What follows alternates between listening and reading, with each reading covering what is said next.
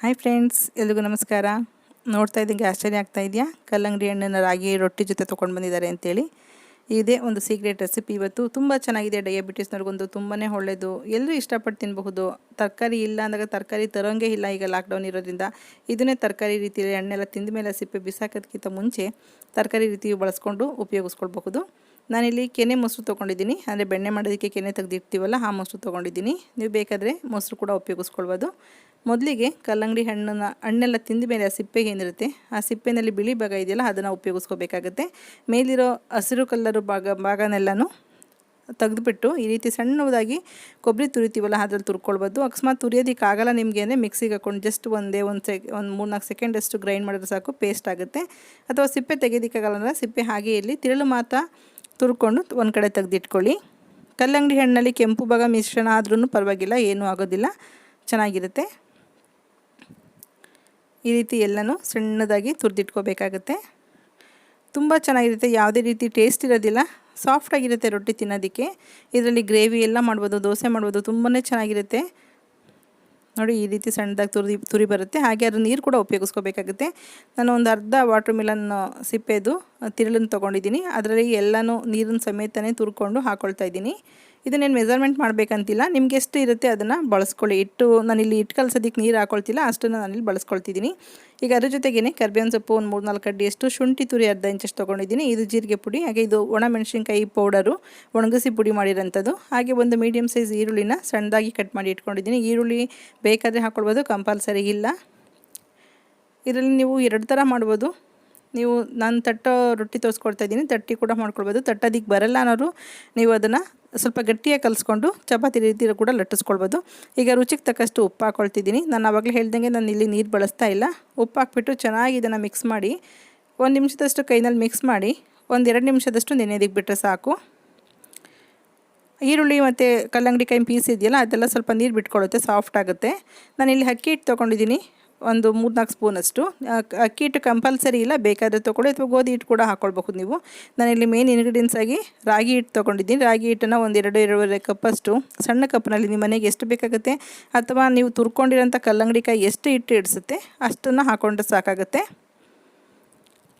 ನಾನು ಈ ಕಲ್ಲಂಗಡಿ ಕಾಯಿಂದು ತುರಿ ಏನಿದೆ, ಆ ತುರಿ ಇಡಿಸೋಷ್ಟು ಹಿಟ್ಟನ್ನು ಹಾಕ್ಕೊಂಡಿದ್ದೀನಿ. ಈಗ ಚೆನ್ನಾಗಿ 1 ನಿಮಿಷದಷ್ಟು ಕಲಿಸ್ಕೊಂಡ್ರೆ ಸಾಕು. ತುಂಬ ನಾದಬೇಕು ಅಂತಲೂ ಏನೂ ಇಲ್ಲ, ಹಿಟ್ಟುಗಳಾಗಿರೋದ್ರಿಂದ ತುಂಬ ಬೇಗ ಸಾಫ್ಟ್ ಆಗುತ್ತೆ.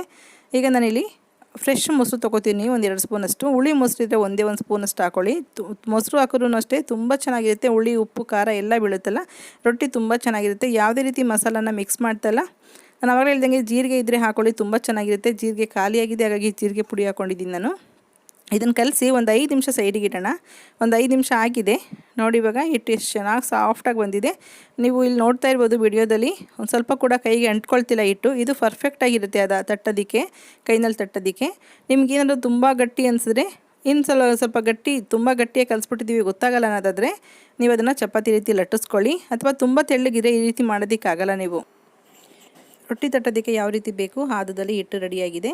ಈಗ ರೊಟ್ಟಿ ತಟ್ಕೊಳ್ಳೋಣ. ನಾನು ಇಲ್ಲಿ ಲಟ್ಟಿಸ್ತಾ ಇಲ್ಲ, ಕೈನಲ್ಲಿ ತಟ್ತಾ ಇರೋದು. ಲಟ್ಸೋದಿದ್ರೆ ನೀವು ಸ್ವಲ್ಪ ಗಟ್ಟಿಯಾಗಿ ಕಲಿಸ್ಕೋಬೇಕಾಗತ್ತೆ. ಒಂದು ಅರ್ಧ ಸ್ಪೂನಷ್ಟು ಅಥವಾ 1/4 ಸ್ಪೂನಷ್ಟು ಎಣ್ಣೆನ ಪೇಪರ್ ಮೇಲೆ ಹಾಕ್ಕೊಳ್ಳೋಣ. ಇದು ಬಾಳೆ ಎಲೆ ಅಂತ ಸಿಗುತ್ತೆ ಅಂಗಡಿಗಳಲ್ಲಿ, ಇದನ್ನು ಹೆಂಚಿನ ಮೇಲೆ ಹಾಕ್ಬೋದು, ಹಾಗಾಗಿ ಇದನ್ನು ತೊಗೊಂಡಿದ್ದೀನಿ. ನೀವು ಒಬ್ಬಟ್ಟಿನ ಕವರ್ ಇದ್ದರೆ ಅದನ್ನು ಕೂಡ ಉಪಯೋಗಿಸ್ಬೋದು, ಅಥವಾ ನ್ಯಾಚುರಲ್ ಬಾಳೆ ಎಲೆ ಸಿಕ್ಕಿದ್ರೆ ಅದನ್ನು ಕೂಡ ಉಪಯೋಗಿಸ್ಕೊಳ್ಳಿ. ಅದು ತುಂಬಾ ಚೆನ್ನಾಗಿರುತ್ತೆ. ಎಣ್ಣೆನೇ ಹಾಕೋ ಅವಶ್ಯಕತೆ ಇಲ್ಲ, ಅದಕ್ಕೆ ತುಂಬ ಚೆನ್ನಾಗಿರುತ್ತೆ. ನೀವು ರೊಟ್ಟಿನ ಎಷ್ಟು ತೆಳ್ಳಗೆ ಬೇಕಾದ್ರೂ ತಟ್ಕೋಬೋದು ಕೈನಲ್ಲಿ. ಒಂದು ಸ್ವಲ್ಪನೂ ಸೈಡು ಕೂಡ ಕಿತ್ತೋಗೋದಿಲ್ಲ, ಏನೂ ಇಲ್ಲ. ತುಂಬಾ ಚೆನ್ನಾಗಿರುತ್ತೆ, ಸಾಫ್ಟಾಗೂ ಇರುತ್ತೆ, ತೆಳ್ಳಗೂ ಇರುತ್ತೆ. ಕಲ್ಲಂಗಡಿ ಕಾಯಿ ಚೆನ್ನಾಗಿ ಬೈಂಡಿಂಗ್ ಕೂಡ ಚೆನ್ನಾಗಿ ಕೊಡುತ್ತೆ. ನಾನಿಲ್ಲಿ ತಾಲಿಪಟ್ಟಿಗೆ ಮಾಡ್ತೀವಲ್ಲ, ಆ ರೀತಿಯಲ್ಲಿ ಸ್ವಲ್ಪ ಹೋಲ್ಗಳು ಮಾಡಿಕೊಂಡು ಬೇಯೋದಕ್ಕೆ ಹಾಕ್ಕೊಳ್ತಿದ್ದೀನಿ. ಇಲ್ಲಿ 2 ರೀತಿ ರೊಟ್ಟಿ ತೋರಿಸ್ಕೊಡ್ತಾ ಇದ್ದೀನಿ. ಈಗ ಹೆಂಚು ಕೂಡ ಬಿಸಿಯಾಗಿರಬೇಕು. ಬಿಸಿ ಆದಮೇಲೆ ನೀವು ರೊಟ್ಟಿನ ಹಾಕಬೇಕಾಗುತ್ತೆ.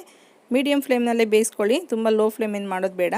ಒಂದು ಸೈಡ್ ಬಿಡಿಸ್ಕೊಂಡ್ರೆ ಸಾಕು ಪೇಪರಿಂದ. ನೀವು ಆವಾಗಲೇ ಹೇಳ್ದಂಗೆ ಬಾಳೆ ಎಲೆ ಅಥವಾ ನಿಮಗೆ ಒಬ್ಬಟ್ಟಿನ ಕವರ್ ಸಿಕ್ಕರೆ ಅದ್ರಲ್ಲಿ ಕೂಡ ನೀವು ಮಾಡ್ಕೊಳ್ಬಹುದು. ಅಥವಾ ಕೈಯಿಂದಲೇ ನೀವು ಹೆಂಚಿನ ಮೇಲೆ ಹಾಕ್ತೀವಿ ಅಭ್ಯಾಸ ಇದೇನಾದರೆ ನೀವು ಒಂದು ಆಯಿಲ್ ಕವರ್ ಮೇಲೆ ತಟ್ಬಿಟ್ಟು ಕೂಡ ಕೈಗೆ ಎತ್ಕೊಂಡು ಅಂಗೈಯಿಂದ ಕೂಡ ನೀವು ಹೆಂಚು ಮೇಲೆ ಹಾಕ್ಕೊಳ್ಬೋದು. ನೋಡಿ, ಮುಚ್ಚಿ ಬೇಯಿಸಿದ್ದೀನಿ, ಎಷ್ಟು ಚೆನ್ನಾಗಿದೆ. ಕಲ್ಲರ್ ಈ ರೀತಿ ಬಂದಿದ್ರೆ ಬೆಂದಿದೆ ಅಂತ ಅರ್ಥ. ಇಲ್ಲಾಂದರೆ ನೀವು ಬೇಗ ತೆಗಿಯೋಕೋದ್ರೆ ಅಥವಾ ತುಂಬ ಸಿಮ್ ಮಾಡಿಬಿಟ್ರೆ ಉರಿ ಕಡಿಮೆ ಆದರೂ ಕೂಡ ವೈಟಿಗಿರುತ್ತೆ, ಆವಾಗ ಅದು ರೊಟ್ಟಿ ಬೆಂದಿರೋದಿಲ್ಲ. ಹಾಗಾಗಿ ಈ ಥರ ಕಲ್ಲರ್ ಕೂಡ ಗೊತ್ತಾಗಬೇಕು. ಮತ್ತು ಮೇಲೆ ಮುಚ್ಚಿನೇ ಬೇಯಿಸ್ಕೋಬೇಕು. ಇದು ರಾಗಿ ರೊಟ್ಟಿ ಆಗಿರೋದ್ರಿಂದ ಮುಚ್ಚದೆ ಬೇಯಿಸಿರೋ ಚೆನ್ನಾಗಿರಲ್ಲ. ನೋಡಿರಲ್ಲ, 2 ಸೈಡು ಫ್ರೈ ಮಾಡ್ಕೊಂಡಿದ್ದೀವಿ. ಈಗ ಇನ್ನೊಂದಕ್ಕೆ ಎಣ್ಣೆ ಹಾಕ್ತೆ ಬೇಯಿಸ್ಕೊಳ್ಳೋಣ. ನಾವು ಈ ಹೆಂಚಿಗೆ ಹಾಕೋಕ್ಕಿಂತ ಮುಂಚೆ ತಟ್ತೀವಲ್ಲ, ಹೀಗಾಗಿ ಪೇಪರ್ಗೆ ಮಾತ್ರ ಸ್ವಲ್ಪ ಎಣ್ಣೆ ಸವರ್ಕೋಬೇಕಾಗುತ್ತೆ, ಒಂದು 1/4 ಸ್ಪೂನು. ಅಕಸ್ಮಾತ್ ನಿಮಗೆ ಹಿಟ್ಟು ತೆಳ್ಳಗಾಗಿದೆ ಅಥವಾ ಫಸ್ಟ್ ಟೈಮ್ ಮಾಡೋರಿಗೆ ಕೈಗೆ ಅಂಟ್ಕೊಳ್ತಿದೆ ಹಿಟ್ಟು ಅನ್ನೋದಾದರೆ ಒಂದು 3-4 ಡ್ರಾಪ್ ಅಷ್ಟು ಕೈಗೆ ಎಣ್ಣೆ ಹಚ್ಕೊಂಡು ಎಣ್ಣೆ ಕೈ ಮಾಡಿಕೊಂಡು ರೊಟ್ಟಿನ ತಟ್ಕೋಬೇಕಾಗುತ್ತೆ.